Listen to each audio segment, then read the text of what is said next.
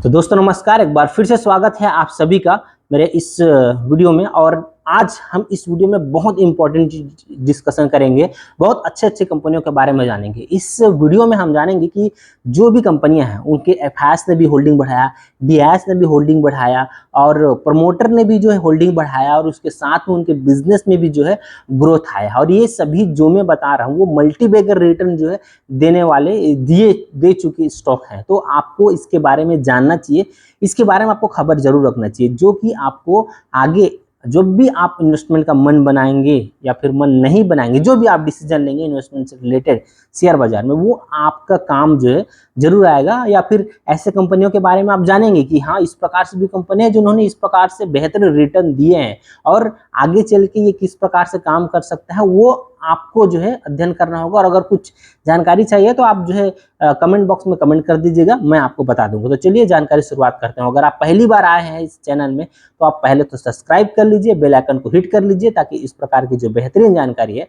वो लगातार आपको मिलती रहे। तो चलिए सबसे पहले कंपनी हम बात करेंगे वो है GMR एयरपोर्ट। GMR एयरपोर्ट, इसमें अगर मैं बात करूं तो प्रमोटर्स ने भी होल्डिंग बढ़ाया, एफआईएस डीआईएस सभी ने जो है होल्डिंग बढ़ाया है। तो अगर हम इसके बारे में हम चर्चा करेंगे, GMR एयरपोर्ट लिमिटेड, आज अगर मैं बात करूं तो शेयर का जो प्राइस है 106 रुपए इनका शेयर प्राइस है।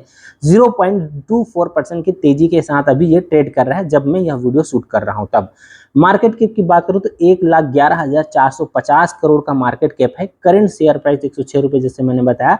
अब इसमें देखिए 52 वीक लो है 84 रुपए और 52 वीक हाई इसका है 116 रुपए का इनका 52 वीक हाई है। उसके बाद फिर कंपनी के जो फंडामेंटल है उतना स्ट्रॉन्ग तो मुझे नजर नहीं आता है कंपनी का, लेकिन ये प्रॉफिट लॉस मेकिंग कंपनी था, वो प्रॉफिट में आया है। आगे बताऊंगा इसको। 43,000 मतलब 43,283 करोड़ का इनके में कर्जा है, डेप्ट है, और रिजर्व माइनस में है 3500 मतलब 3,536 करोड़ का माइनस में इनका जो है रिजर्व है। अब हम इनके होल्डिंग के ऊपर जो है नजर डालेंगे, और चूंकि ये लॉस मेकिंग कंपनी था तो इस प्रकार से इनका चल रहा था, इनका फंडामेंटल ऐसे बिगड़ा हुआ है। प्लेज अगर आप देखेंगे तो 16% जो है प्रमोटर ने प्लेज भी किया हुआ है। ठीक है, अब जो है अभी का रिसेंट अगर हम देखेंगे तो अभी प्रमोटर के पास 67.16% का होल्डिंग है।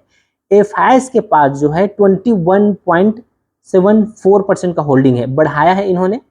प्रमोटर के पास मार्च में 66.33% का होल्डिंग था, अभी 67.16% का होल्डिंग है। अब इसमें सबसे इंपॉर्टेंट चीजें जो देखने वाली बात है, 2023 से इनके प्रमोटर्स होल्डिंग बढ़ा रहे हैं।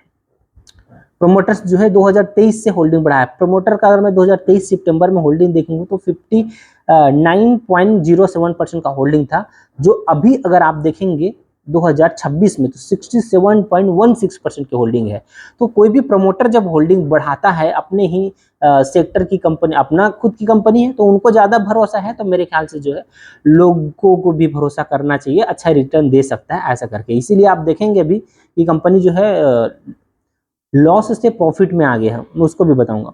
एफआईएस का अगर आप बात करें तो 20.17% का होल्डिंग था, अभी 21.74% का होल्डिंग हुआ है। डीआईएस ने भी होल्डिंग बढ़ा है, 4.93% का होल्डिंग था मार्च में, अभी जून में 5.14% का होल्डिंग हो गया है। तो पूरा पब्लिक से माल इन्होंने उठा लिया है। पब्लिक का अगर आप होल्डिंग देखेंगे तो सितंबर सन 2024 में 14.65 का था, मतलब 14-15% के पास होल्डिंग था। अभी केवल और केवल 5% का होल्डिंग रह गया है, 6% के आसपास, 5.95% का होल्डिंग रह गया है। तो जितने भी वीक हैंड का जो शेयर था, स्टॉक था, वो सभी किसके पास चला गया, स्ट्रॉन्ग हैंड के पास चला गया, चाहे वो प्रमोटर हो, चाहे एफआईएस हो, चाहे डीआईएस हो। ठीक है, अब ये आगे मैं इसका थोड़ा सा आपको इसका क्वार्टरली जो रिजल्ट है, ईयरली रिजल्ट है, वो मैं दिखा देता हूं। अगर मैं देखूं तो कंपनी का जो है पहले सन 2022-23 में अगर मैं बात करूं तो 4,600 करोड़ के आसपास जो है ये अपना सेल्स जनरेट करता था, जो कि अभी मार्च सन 2026 में 14,807 करोड़ का जो है इन्होंने सेल्स जनरेट किया है। मतलब कंपनी में ग्रोथ हुआ है, सेल्स में भी बढ़ोतरी हुआ है। इनका ऑपरेटिंग प्रॉफिट मार्जिन 39% का है, मतलब मार्जिन काफी अच्छा है। नेट प्रॉफिट की अगर मैं बात करूं तो पहले कंपनी जो है नेट प्रॉफिट इनका जो लॉस में था 2,000-3,000 करोड़। अगर मैं देखूं 2020 में कंपनी लगभग जो है 2202 करोड़ के लॉस में था।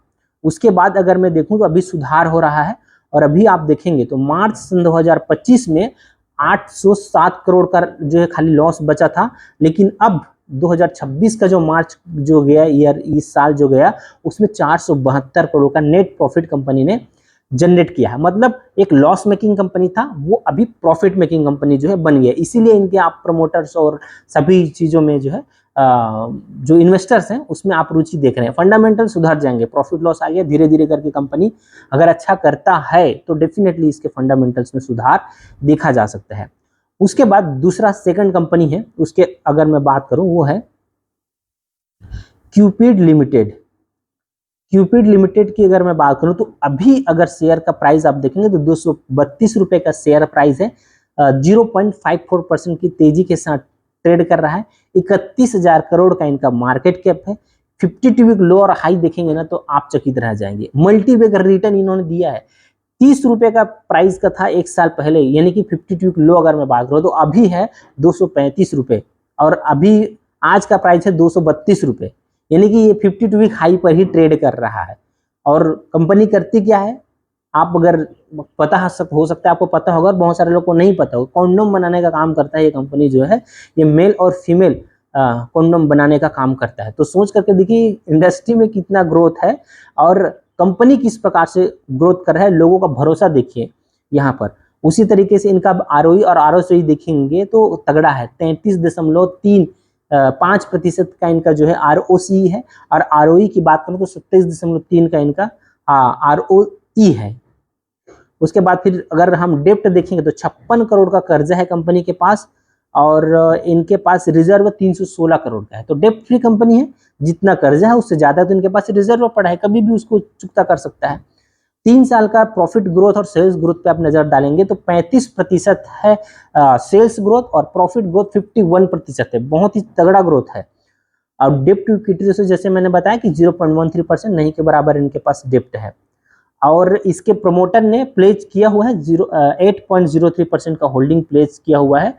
अब मैं इसका टोटल इन्वेस्टर अगर मैं देखूं तो पहले जो है इनके पास 42% का होल्डिंग था मार्च में प्रमोटर के पास। अभी पूरा जो है अगर मैं बढ़ करके देखूं तो 46.24% का होल्डिंग हुआ है, बढ़ गया है। तो पिछले क्वार्टर के हिसाब से तो कम बढ़ा है, लेकिन अगर आप थोड़ा सा 2 साल 1 साल पीछे जाएंगे, यानी कि उसी जून क्वार्टर में जाएंगे 2025 के जून क्वार्टर में, तो 42% था, अभी 46% का होल्डिंग हो गया। तो प्रमोटर ने तगड़ी यहाँ पर जो है लगभग 4% के आसपास की खरीदारी किया है। उसी तरीके से एफआईएस ने खरीदा है। एफआईएस के पास जो है पिछले क्वार्टर यानी कि मार्च सन 2026 की मैं बात करूं तो 1.01% का होल्डिंग था, लेकिन अभी हो गया है जून में 4.17% का होल्डिंग होता है। एफआईएस ने भी तगड़ा खरीदारी किया है। डीआईएस की अगर मैं बात करूं तो डीआईएस ने भी जो है अपना होल्डिंग बढ़ाया है, 0.17% से 0.34% का होल्डिंग हुआ है। अब जो है अगर आप देखेंगे तो पहले जो है अगर हम नजर डालेंगे तो 2024 में 54% जो है पब्लिक के पास था, लेकिन अभी बचा है 49%, और बाकी जो है वो स्ट्रॉन्ग हैंड के पास चला गया जितना भी चेंजेस हुआ है। तो इसमें भी आप जो है अपना अध्ययन कर सकते हैं। लेकिन कंपनी का वैल्यूएशन बहुत हाई है, क्योंकि इन्होंने जो है तगड़ा रिटर्न दिया है। 30 रुपए से 235 रुपए, लगभग जो है 8 गुना जो है रिटर्न ये दे चुका है 1 साल के अंदर में। अब जो इन्वेस्ट किया था उसका तो बल्ले बल्ले हुआ है। अब उसके बाद फिर जो अगला कंपनी है उसका मैं बात करूं, स्टेरलाइट टेक्नोलॉजी की मैं बात करता हूं। जो कंपनी का नाम है Sterlite technology, Sterlite technology limited. अभी शेयर प्राइस इसका 584 रुपए है। इन्होंने भी जो है बहुत बढ़िया रिटर्न दिया है। 30,000 करोड़ की कंपनी है, और अगर 52 वीक हाई लो में अगर मैं नजर डालूं तो 84 रुपए का शेयर था, अभी 684 रुपए है। तो सोच करके देखिए इन्होंने भी जो है कितना तगड़ा जो है रिटर्न दिया है। स्टॉक का पी 127 का है। वैल्यूएशन आपको हाई मिलेगा, जिन्होंने इतना ज्यादा रिटर्न दिया है उसका वैल्यूएशन आपको हाई ही मिलेगा। और आरओई और आरओसी, लेकिन इसका मुझे कोई खास नजर नहीं आ रहा है। 7.65% का इसका आरओसी है। आरओई आप देखेंगे तो 1.24% का इनका आरओई है। और कंपनी के पास 1942 करोड़ का कर्जा है। इसके अगेंस्ट में कंपनी के पास 2170 करोड़ का रिजर्व है। तो कर्जा नहीं के बराबर आप मान सकते हैं, जो है उसको वो चुकता कभी भी कर सकता है। इसलिए यहाँ पर कर्जे में जो है डरने की बात, कर्जे के लिए ज़्यादा इस कंपनी में सोचने की बात नहीं है। अब हम इसका भी अगर हम थोड़ा प्रॉफिट लॉस सेगमेंट में अगर आप जाएंगे तो हम देखेंगे तो ये भी कंपनी 2024 और 2025 में लॉस मेकिंग कंपनी था पूरा। अगर हम एक साल का देखेंगे तो 2024 में 57 करोड़ का इनको नेट लॉस था, और 25 में अगर हम देखेंगे तो 123 करोड़ का नेट लॉस था। लेकिन अभी सन 2026 में 56 करोड़ का इन्होंने जो है नेट प्रॉफिट जनरेट किया है।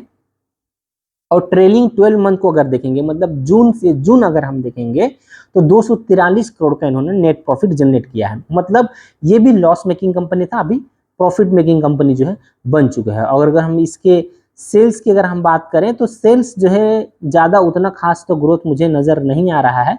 पहले 2021 के आसपास ये 4,500 5,000 करोड़ के आसपास जो सेल्स करता था, अभी भी जो है 5,642 करोड़ का इनका जो है सेल्स है।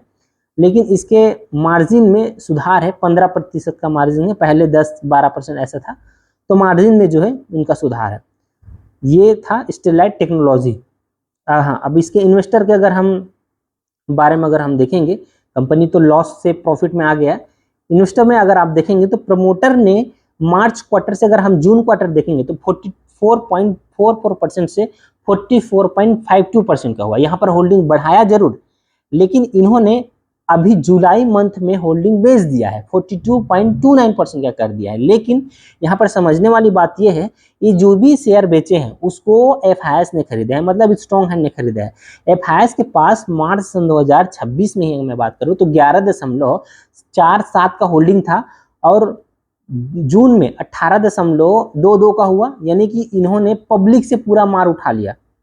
ठीक है, अब अभी जुलाई में फिर से खरीद लिया, 19.71% का जो है इनके पास होल्डिंग हो गया एफआईएस का। डीआईएस की मैं बात करूं तो डीआईएस के पास भी जो है मार्च में 10.84% का होल्डिंग था। उसके बाद फिर जो है जून में 11.43% का होल्डिंग हुआ, और अभी जो है 13.27% का होल्डिंग हुआ। मतलब जो अभी अगस्त चल रहा है, स्टार्ट हो चुका है, जुलाई में इस एक महीने के अंदर इन्होंने फिर से खरीद लिया है, अपना होल्डिंग फिर से इंक्रीज कर लिया। तो इसमें आप जो है थोड़ा नज़र बना सकते हैं, ध्यान आप जो है दे सकते हैं कि किस प्रकार से यहाँ पर बड़े इन्वेस्टर्स जो इस पर ध्यान दे रहा है। पब्लिक की अगर मैं आपको होल्डिंग दिखाऊं तो पहले पब्लिक के पास अगर मैं जून क्वार्टर की बात करूं, हाँ जून 2025 की बात करूं तो 37.52% का होल्डिंग था, जो अभी 24.74% का होल्डिंग है। मतलब जितना भी पब्लिक के पास शेयर था उसको बड़े इन्वेस्टर ने जो है यहाँ पर खरीद लिया है। तो आप इसके एक बार अध्ययन कीजिए और कंपनी के बारे में डिटेल में जानिए, और आप ये जो नज़रिया है उसको आप देख सकते हैं कि किस प्रकार से यहाँ पर होल्डिंग बढ़ा है बड़े इन्वेस्टर का। ये जरूर आपको जो है आपकी स्टडी पर मदद करेगा। उसके बाद फिर अगला जो शेयर है प्रीमियर एनर्जी की अगर मैं बात करता हूँ, अगला जो हम डिस्कस करेंगे प्रीमियर एनर्जी लिमिटेड। इसका अभी अगर मैं प्रीमियर एनर्जी लिमिटेड अभी अगर मैं देखूं तो 1031 रुपये इनका शेयर प्राइस अभी ट्रेड कर रहा है, और 1.11% की तेजी के साथ। मार्केट कैप 46,000 करोड़ की कंपनी है, 46,814। करंट शेयर प्राइस 1031, जैसे मैंने बताया। इन्होंने भी जो है अपने इन्वेस्टर का पैसा को एक साल के अंदर का डबल कर दिया है। 660 रुपये इनका 52 वीक लो है, और 1134 रुपये इनका 52 वीक हाई है। तो लगभग ये भी जो है अपने 52 वीक हाई के आसपास ट्रेड कर रहा है। 1031 में 110% का ही नीचे है, बहुत ज़्यादा नहीं है, के नीचे जो ट्रेड कर रहा है। अब कंपनी का आरओई आरओसी आप देखेंगे तो ये भी बढ़िया है, 33% का इनका आरओसी है, 42% का इनका आरओई है। और कंपनी का ऑपरेटिंग प्रॉफिट मार्जिन बढ़िया है, यहाँ पर 30% के आसपास है। कंपनी में डेप्ट है 3,407 करोड़ का, लेकिन रिजर्व है 4,262 करोड़ का। मतलब इसको भी आप डेप्ट फ्री मान सकते हैं, नहीं के बराबर कर्ज है, कभी भी चुकता कर सकता है। और अब हम इनके इन्वेस्टर प्रॉफिट लॉस सेगमेंट को पहले देख लेते हैं। प्रॉफिट लॉस सेगमेंट में आप देखेंगे तो तगड़ा ग्रोथ हुआ है कंपनी में। 2020-21 में 743 करोड़ का सेल था इनका, मात्र 743। और अभी आप देखेंगे तो 7,824 करोड़ का इन्होंने जो सेल्स किया है मार्च से 2026 तक। सोच करके देखिए 10 गुना तो इसका जो है सेल्स ही बढ़ गया। 10 गुना तो इसका सेल्स ही बढ़ गया। तो नेट प्रॉफिट पे आप देखेंगे तो पहले लॉस में था। लॉस में अगर मैं बात करूं तो 14 करोड़ 13 करोड़ का लॉस था। मार्च में जो है 14 करोड़ 2022 में 14 करोड़ के लॉस में था, 23 में 13 करोड़ के लॉस में था, 24 से प्रॉफिट में आया। मार्च से 24 की बात करूं 231 करोड़ का प्रॉफिट किया, 25 में जो है 937 करोड़ का प्रॉफिट किया, और अभी फिनेंशियल ईयर सन 2026 में 1510 करोड़ का प्रॉफिट किया। तो नेट प्रॉफिट भी लगातार इनका जो है बढ़ रहा है। तो इसमें भी आप जो है बढ़िया से नजर बना करके रख सकते हैं। अब इसमें इंपॉर्टेंट चीज क्या है, जो देखने वाली बात, जो अपना इन्वेस्टर की ओर अगर हम नजर डालेंगे तो जून क्वार्टर में 58.48% का इसके पास होल्डिंग है प्रमोटर के पास। एफआईआईएस ने होल्डिंग बढ़ाया है। मार्च क्वार्टर में 5.72% का होल्डिंग था और अभी जून क्वार्टर में 7.92% का होल्डिंग है। तो ऑब्वियसली इन्होंने जो काफी अच्छा होल्डिंग बढ़ाया, लेकिन प्रमोटर ने होल्डिंग बेचा है। ये जो लेकिन जो बेचा है उसको एफआईआईएस और डीआईएस मिल करके खरीद लिए हैं। मार्च में 63.94% का होल्डिंग था प्रमोटर के पास और अभी 58.48% का होल्डिंग है। लेकिन डीआईएस भी जो होल्डिंग यहाँ पर बढ़ा है 13.69% का होल्डिंग था, अभी जून में हो गया है 17.97% का होल्डिंग। तो इस प्रकार से एफआईआईएस और डीआईएस मिल करके इन्होंने प्रमोटर अपने बिजनेस को बढ़ाने के लिए बेच सकता है। अगर बेचा हो तो अभी भी होल्डिंग कम नहीं है, 58.48% का होल्डिंग है। मतलब सभी कार्यक्रम, मतलब भी उनका कार्यकाल, जो भी उनका कंट्रोल है वो कंपनी के हाथ में है, इसके लिए चिंता करने की जरूरत नहीं है। अब इसमें सबसे इंपॉर्टेंट चीज मैं आपको बता रहा हूँ, 2025 के मार्च में आप देखेंगे तो पब्लिक के पास 23.42% का होल्डिंग था, वो अभी बचा है खाली 15.07% की होल्डिंग। मतलब पब्लिक से माल उठाया गया यहाँ पर भी। तो इस प्रकार से आप जो है नजर बना करके रख सकते हैं इन सब कंपनियों में, और जितने भी मैं जानकारी बता रहा हूँ वो आपको इन्वेस्टमेंट में डेफिनेटली जो है मदद करेगा। तो अगर आपको जितना भी कंपनी का मैंने नाम बताया उसका भी जानकारी है वो अगर अच्छा लगा तो आप वीडियो को लाइक कीजिए, चैनल को सब्सक्राइब कीजिए, और ऐसे बेहतरीन जानकारी के लिए आप हमारे साथ बने रहिए। मिलते हैं और अगले वीडियो पर ऐसे ही कुछ बेहतरीन जानकारी के साथ जो आपको इन्वेस्टमेंट में सहायता कर सके। तो wish you all the best, thank you.